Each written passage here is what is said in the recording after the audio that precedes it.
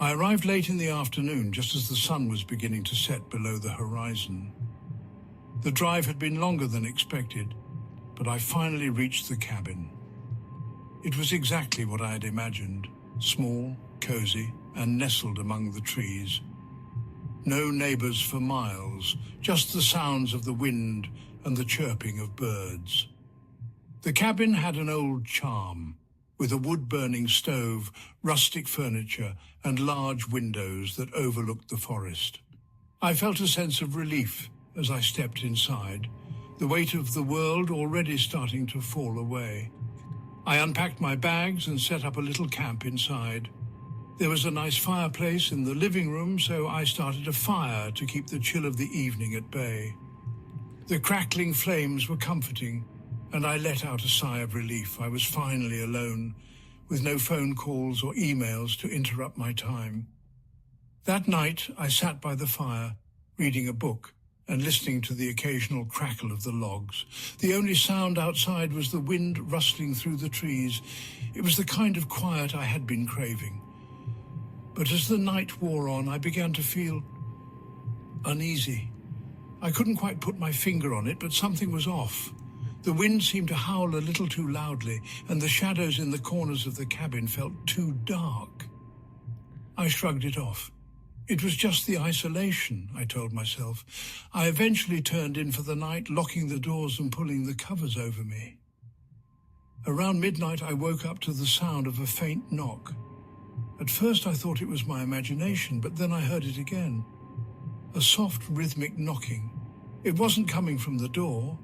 It sounded like it was coming from the walls. I lay still, listening. Maybe it was the house settling, or an animal scratching at the walls. But then the knocking grew louder, more insistent. It was coming from the far corner of the cabin where the old wooden beams met the ceiling.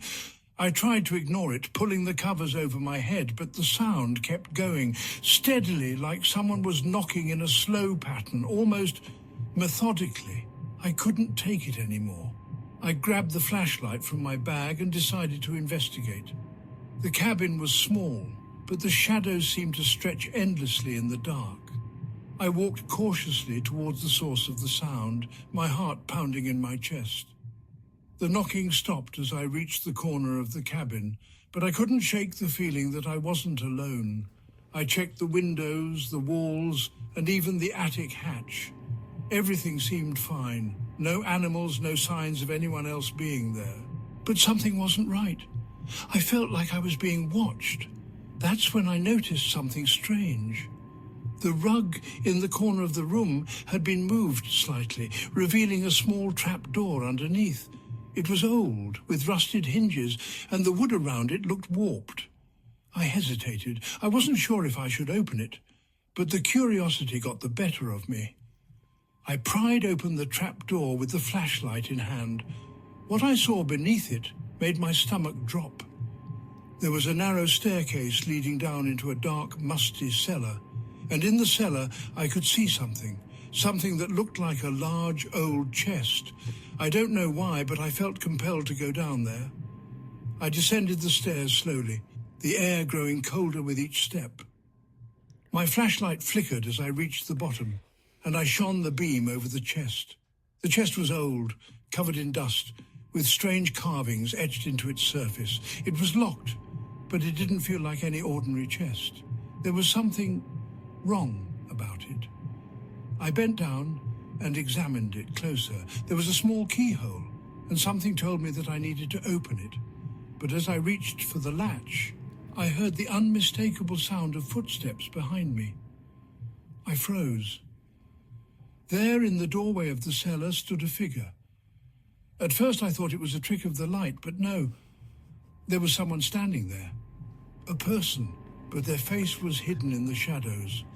I could barely make out the figure, but I knew something wasn't right. My pulse raced, and my stomach churned. I couldn't move. The figure didn't speak, didn't make a sound. They just stood there watching me. I could feel the weight of their presence, suffocating me. It felt like they had been waiting for me to discover the chest. I didn't wait to see what would happen next. I turned and ran up the stairs, my heart pounding in my chest. I didn't care about the chest or the figure. I just needed to get out of there. I bolted through the cabin, grabbed my things, and ran out the front door. The air felt sharp against my skin, and I didn't stop until I reached my car. I drove for hours, not stopping to look back. The cabin was behind me, and I didn't want to know what was really down in that cellar. I wasn't going to find out. I haven't been able to shake the image of the figure in the cellar. I don't know who they were or why they were there, but I do know one thing. There was something in that cabin that wasn't meant to be found, and I'll never go back there again. Lily and I had been looking forward to our vacation for months. Work had been stressful and we needed an escape. We weren't looking for luxury, just a quiet, affordable place to stay. After browsing through some listings, we found a cheap Airbnb in a small town far from the bustling tourist areas. The reviews were decent and the pictures looked charming. We booked it without much thought. We arrived in the late afternoon and at first everything seemed perfect. The house was exactly as described, simple, rustic, with a traditional design. The air was warm and the town was quiet. There was something calming about the place. The host, an older woman named Rosa, greeted us with a warm smile. She didn't speak much English, but she made us feel welcome and showed us around the house. It had a beautiful courtyard, a hammock and a small kitchen, the kind of place where you could truly relax. We unpacked our bags and made ourselves comfortable. The house felt charming in its own way, simple but cozy. We decided to stay in for the night and cook a small meal. The peaceful quiet of the town was a welcome change from our usual hectic lives. After dinner, we spent some time chatting on the patio, sipping on margaritas and listening to the sounds of the night. There was no one around. The only light came from the stars above and the soft glow of the street lamps in the distance. It felt like we had the whole town to ourselves. Around midnight, we decided to call it a night. As we were about to head inside, I thought I saw something in the corner of the yard near the fence. A shadow, someone or something moving between the trees. I didn't say anything at first, not wanting to alarm Lily, but the feeling stuck with me. It was so quiet, almost too quiet, and that shadow seemed out of place. I shrugged it off and went inside, locking the door behind me. That night, I couldn't sleep. Every time I started to drift off, I'd hear a noise, soft scratching against the wall, faint whispers and occasional thuds. I tried to ignore it, thinking it was just the house or maybe some animals outside, but it sounded too deliberate. I looked at Lily. She was fast asleep, unaware of the sounds. I wanted to wake her up, but I didn't want to freak her out. So I lay there in the dark, waiting for the noises to stop. They didn't. The next morning I was still on edge, but I didn't want to ruin the vacation. We went out to explore the town, which was just a short walk away. It was beautiful, quaint streets, colorful markets, and delicious street food. As we walked through the market, I asked a local about the house we were staying at. I expected a pleasant conversation, maybe a recommendation or two, but the man's face dropped when I mentioned it. "You stayed there?" he asked, his voice low. I nodded, unsure of what he meant. "That house is old," he said. "It's been abandoned for years. No one lives there. It's dangerous." I laughed it off, thinking it was just a misunderstanding or maybe a local superstition. But the conversation had left me uneasy. Later that day, we returned to the house. Rosa was there, as she had been when we first arrived. She was acting strange, though. Her smile was gone, replaced by a worried expression. "You leave tomorrow, yes?" she asked. "Yeah, we're planning on leaving in the morning," I said, smiling to reassure her. She hesitated before speaking again. "Be careful at night. The house is not safe. People have come and gone, but they never stay long." Her warning made me uneasy, but I didn't think much of it. After all, we'd had no issues except for some odd noises, which could be explained by the house settling. That night, we decided to stay inside and enjoy our last evening. The noises started again, soft scratching at the door, faint knocking from the walls. This time I couldn't ignore it. I went outside to check, but the yard was empty. The air was thick with tension. Lily had fallen asleep again, but I couldn't. The feeling was overwhelming. I started hearing footsteps outside, slowly getting closer to the window. Someone, or something, was out there. I didn't know what to do. Around 3 a.m., I had had enough. I woke Lily, told her we were leaving, and we started packing in a panic. We didn't care about the reservation or anything, we just wanted out. As we rushed to the car, I glanced back at the cabin. In the window, I could just make out a figure standing in the darkness, watching us. I didn't stop to take a second look. We got in the car and drove away as fast as we could. We didn't stop until we reached the nearest town. We stayed in a small hotel for the rest of our vacation, and I still couldn't shake the feeling that something wasn't right. The whole experience at the Airbnb had been off. The strange noises, Rosa's odd warning, and the figure at the window, it all felt too real to ignore. We never spoke to Rosa again. I don't know what happened in that house before we arrived, but whatever it was, it left its mark. Maybe we were just unlucky, or maybe we stumbled into something we weren't meant to understand. Either way, I'm never booking a cheap Airbnb again.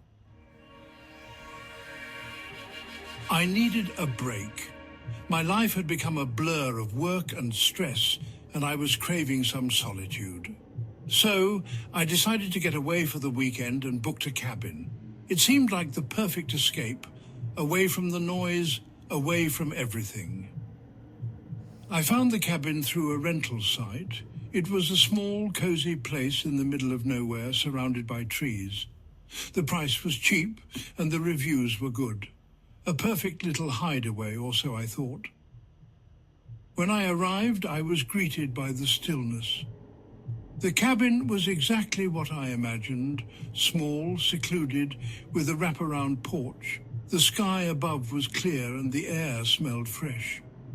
The host had left the key under the mat, along with a note that said, "Make yourself at home. Enjoy the peace." I stepped inside and immediately I felt a sense of calm wash over me. The inside was just as charming as the outside, with wooden floors, a stone fireplace, and large windows that looked out into the forest. I unpacked, set up my things, and made myself comfortable by the fire. It was the perfect setting for a quiet weekend. The only sound was the crackling of the fire and the occasional chirp of birds outside. I spent the evening reading and sipping tea, feeling like I could finally relax. I even took a short walk around the property, but the more I walked, the more I realized just how isolated I was. The trees seemed to go on forever. Later that night, as I was preparing for bed, I heard something. It was faint at first, just a rustling sound, like someone walking around outside.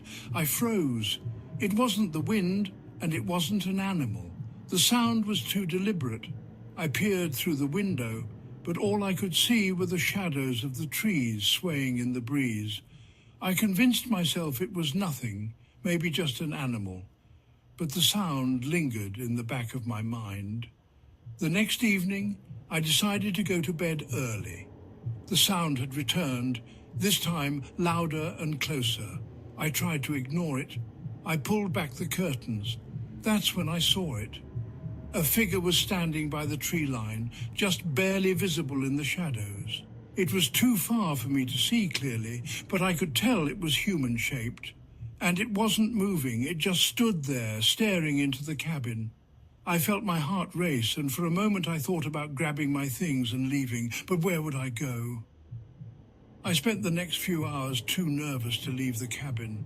I kept checking the windows, hoping to see that the figure had gone, but it never moved. It stayed there, staring into the darkness. That night I went to bed in a state of unease. But when I woke up the next morning, something was even stranger. One of the doors in the cabin, a door that led to a small basement, was locked from the inside. I had checked the cabin when I arrived, and the door was wide open, just like everything else. Now it was securely locked, and I didn't have the key. I tried to ignore it, but the thought of the locked door gnawed at me. I had to know what was inside. I spent hours trying to find a way in, but no luck. The lock was old and stubborn. I even tried using a credit card to jimmy it open, but it wouldn't budge. The longer I stared at it, the more I felt like something was off. Why had the door been locked? What was the host hiding? Then I found something.